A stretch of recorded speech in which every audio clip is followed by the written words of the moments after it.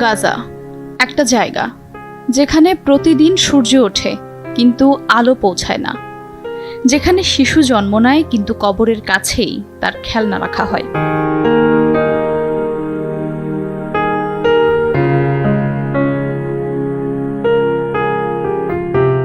তারা মুসলিম, তারা মানুষ, তারা ফিলিস্তিনি, কিন্তু আজ তাদের জীবনের দাম যেন একটা পাথরের চেয়েও কম।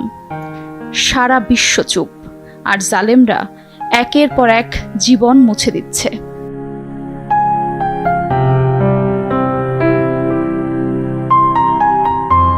কিন্তু আল্লাহ চুপ নন।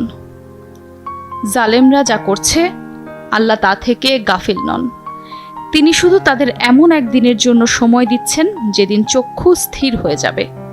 সূরা ইব্রাহিম আয়াত ৪২।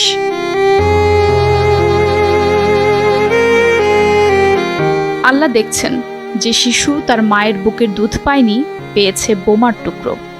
যে বৃদ্ধ নামাজে ছিলেন তার কবর হয়ে গেছে সিজদার জায়গায়। আল্লাহর রাসূল সাল্লাল্লাহু আলাইহি ওয়াসাল্লাম বলেছেন, জুলুম একটি অন্ধকার যা কিয়ামতের দিন জালেমকে ঘিরে ফেলবে।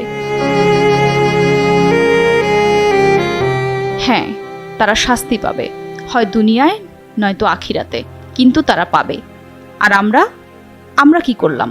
দোয়া তো করলাম ঠিকই, কিন্তু কণ্ঠ তুললাম কি? তাদের রক্ত যদি আপনাদের বিবেক না জাগায়, তাহলে মনে রাখতে হবে আপনি জালেম নন ঠিকই, কিন্তু জুলুমের পক্ষে থাকাও কিন্তু এক ধরনের অংশীদারিত্ব। আজ কথা বলতে হবে, প্রতিবাদ করতে হবে, প্রার্থনা করতে হবে তাদের মুক্তির জন্য আর সবার বিবেকের জন্য।